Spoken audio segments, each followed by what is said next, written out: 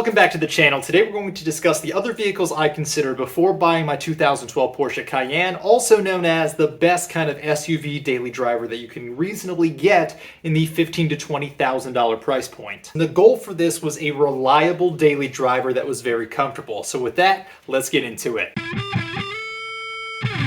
Alright, for those of you who are new to the channel, I've said this repeatedly, I am a huge manual snob. I love manual cars, I am not a fan of automatics. But about 2.5 years ago at this point, I shattered one of my ankles, which means I couldn't even drive a manual because, you need both feet to be able to drive one. So at the time, I had my Subaru Forester as my daily driver and my Viper, and those are both manual transmissions. I couldn't drive either of them, so for me to have to get an automatic car, I would want it for very specific purposes. At least for me, if I got an automatic transmission car, it would be about towing capability, it would be about comfort and luxury, because I drive my cars to be engaging and fun. That's why I like the manual transmission. If you take that out, I don't want it to be that. I want it to just be the relaxing experience. But having had a manual transmission pickup truck before, I also know that towing things and plowing driveways is miserable with the manual transmission. Now, the other part is I wasn't buying this car as something I only wanted to keep for a year or two until my ankle healed. I was trying to buy this as like the last SUV I'll get. The thought being $15,000 to $20,000, at least to me, is not an insignificant amount of money, but I still think it's enough that it gets you into some things that are low enough mileage, that are reasonably reliable, but it's not enough to get you something brand new. So it's going to get you in the used market a few years old, and it'll hopefully be something that has already mostly depreciated, so you're not going to take a massive financial hit. That was another part for me, is I don't want to get something that's going to be worth half the value in another 2 years. Again, I just can't justify losing $10,000 on a car over the span of 2 to 3 years. That's just more of a financial hit that I'm willing to take. Something else I've said on this channel is I get really bad head pain, really bad chronic migraines due to a head and neck injury I had a few years ago. So that's the other reason I wanted it to be a luxury car. Is my Subaru Forester, it's got the heated seats, it's got all the utility aspects, but the other thing is, being this 20-year-old Subaru at this point, it's got this horrible wind whistle from the windows not sealing properly at the highway.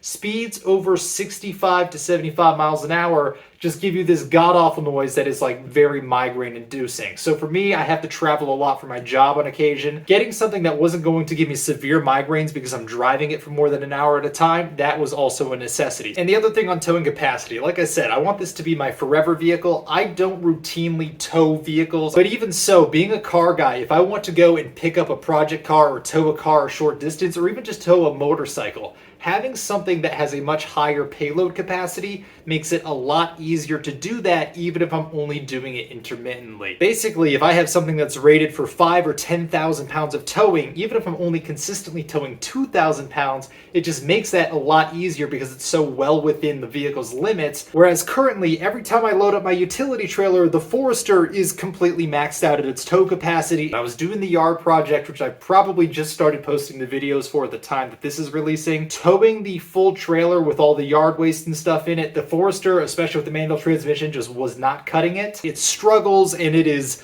I'll just say it's not pleasant to drive that thing with the trailer on the back. When you look at these things of having a good, comfortable, reliable car with a good payload capacity for towing, there's not a lot of vehicles that fit within that category. To begin with, I'm not a pickup truck or SUV guy, so also on top of those things, I want something that I still enjoy as a car enthusiast, and that is not just like a boring $20,000 thing that I just happen to own. I would rather have something that sacrifices a little bit of that reliability, but is a way more fun vehicle than have something that bores the crap out of me, but I guess gets the job done. So right off the bat, looking at pickup trucks, the only ones that I really like are the Ford Raptors. That just brings out the kid in me. Even with 100,000 miles, those are going for 30 grand. Had to rule those out. There's no other pickup trucks I really like. Next is all of the American luxury SUVs. So, your Ford Explorer or your Expedition, your Tahoe, Suburbans, things like that. Where I currently live, I'm a little bit space constrained, so the size of those was really a concern. And also, I have friends who live in the city. I go and visit them usually a couple times a year. Parking something like that in the city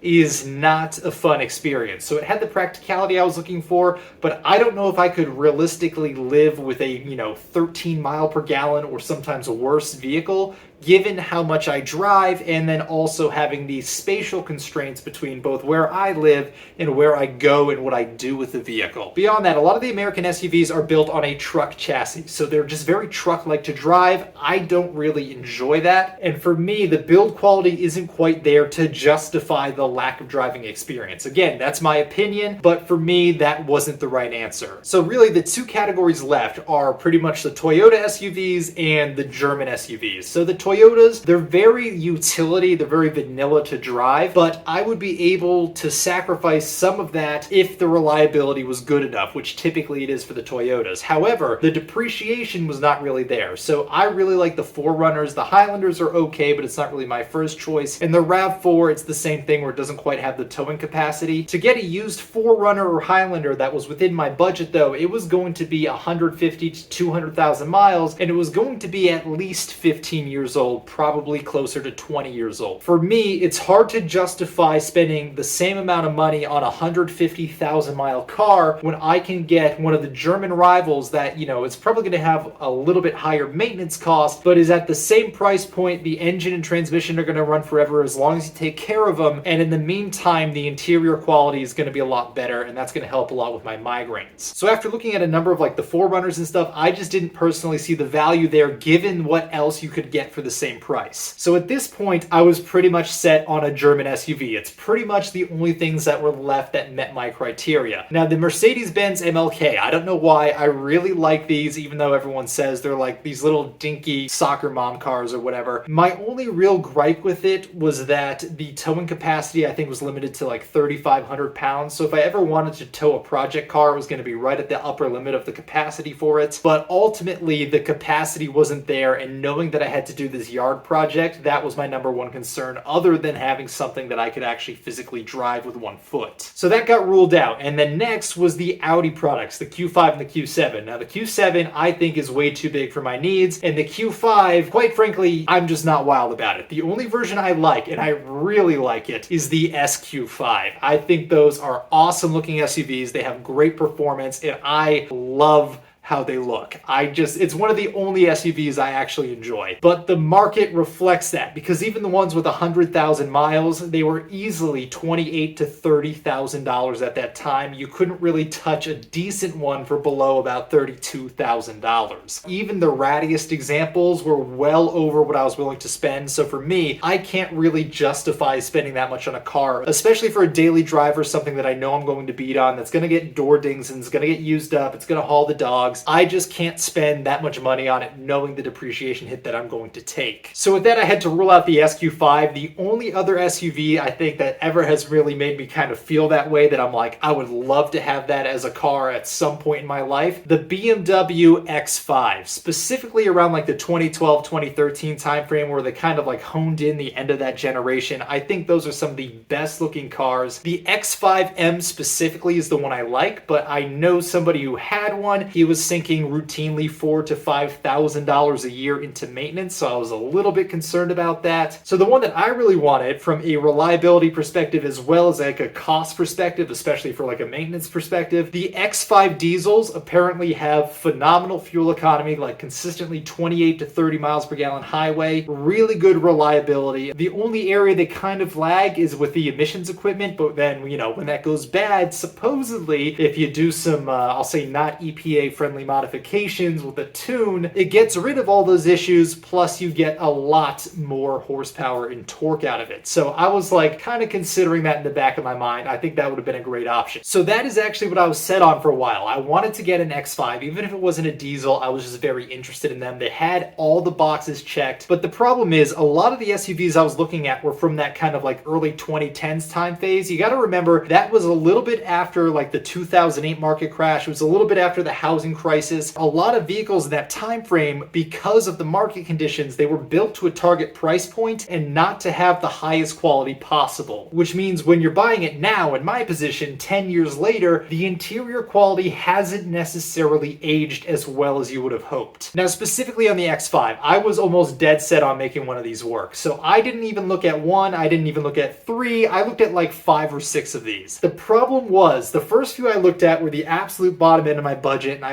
actually found a couple that were in the $13,000 to $15,000 price range with like 110,000 miles on them, which wasn't too bad. The first one I looked at, it had a heads-up display in the dashboard. The surround on the heads-up display literally popped out and shot off the side of the dashboard when I hit a pothole in the road. Here in New England, that is a very real problem. We have a lot of potholes. We have frost heaves. The roads here, especially in the winter, not always the best. So I can't worry about, is this car going to literally fall apart every single time I hit a bump in the road? Especially with a panel this big that pops off and falls down the front of the dashboard. If that gets caught behind the brake pedal or jams down the accelerator, that's a legitimate concern. That's like a kind of, kill you sort of scenario. But beyond that, the other interior panels were literally falling off. You can tell there was something wrong in the door, probably the door release or the window or something was broken at one point and they popped the door card off. The door card wasn't lined up on one side, and the other side it was like sagging and it had some weird gaps and creaks and rattles. So the one side was clearly messed with, and then the other side you could see signs of really rapid deterioration. In addition, like the seats and stuff, all of them were pretty worn down for the bolsters. The leather and the seat quality just didn't hold up phenomenally. I'm not going to say it was bad, but you can just tell it showed a lot of signs of wear. But the problem is, even the ones at the top end of that budget that were, $20,000 to $23,000, even with the lower miles, like 60, 70,000 mile range, those ones, even if they didn't have all the same problems to the same extent, they showed the characteristics of those same failures coming up. The doors were starting to sag in the same way. They were starting to rattle in the same places. The seat bolsters were starting to wear down or starting to tear or crack. So as someone who was looking for a single car to last forever, I could tell that this was going to have issues regardless of which one I got because of the inherent design and quality of the build of the car. So as much as I really wanted an X5, when I find 6 of them in a row that all have the exact same issues, that's no longer a one-off or a two-off thing, that's now an inherent problem. Now going from there, the Volkswagen Touareg was on the list, but kind of like the Audi, I don't like the small turbocharged engines, at least from a long-term reliability standpoint. Beyond that, I know somebody who had one of those as well, and there's like a drain tube for the sunroof that goes through one of the pillars, and that drain tube clogs and causes several $1,000s worth of damage, so I was extremely weary of that. So at this point, I had pretty much ruled out everything I thought of that was within that price range. There's nothing that I thought of that had good enough build quality or was new enough or would have been reliable enough to me to justify the money, given that I wanted to keep this thing long term. And it was actually the day I drove my last X5 and the day I gave up on them, and I had pretty much given up and had to go back to the drawing board to say, what can I possibly get at this point? It was that night I got a targeted ad from one of the local Porsche dealerships for the Cayenne that I actually ended up buying. The Cayenne first came out when I was at that nice, young, impressionable age. In the first generation, let's be real, it was not an attractive car. The second generation, which is the one I have, I actually really like the design of the second generation. It's such a huge step up from the first gen. It's a lot more timeless. I think it's a much classier design. But I also didn't know anything about Porsches. I knew they were expensive, so I never even figured that they would be within my budget. I knew they would obviously depreciate, but I didn't know anything about their reliability either. But I got this targeted ad, so I checked it. It was through the Porsche dealership. The car was certified pre-owned, so it had a 2-year unlimited mile warranty. And at that point, I said, okay, even if this isn't a reliable vehicle, the fact that it's warranted for 2 years and everything is covered, I can make the decision at that point whether or not I want to keep this car. But what was really the selling point is when I went and I checked out the vehicle, that was the difference of seeing the quality in person. The build quality for that and just how the materials and everything has aged was so much better than everything else I test drove within a $5,000 to $10,000 price point of that. Now, like I said, mine was the cheapest and only certified pre-owned of that age in the entire country. The cheapest comparable one that had no warranty that I could find was actually about $1,000 to $2,000 more. There was one that had, I think, 160,000 miles, which was 100,000 miles more than the one I bought, and that was, I think, $2,000 cheaper, but even that one was extremely rough. So I think I had a very good price point on that car, and the warranty is really what made that thing easy to jump into, knowing that I had that safety net in case something went wrong. But when I actually went to test drive it, first of all, none of the interior panels rattled. Everything was solid, nothing was shifting around. I actually physically pressed the interior panels, shook all the handles. Everything was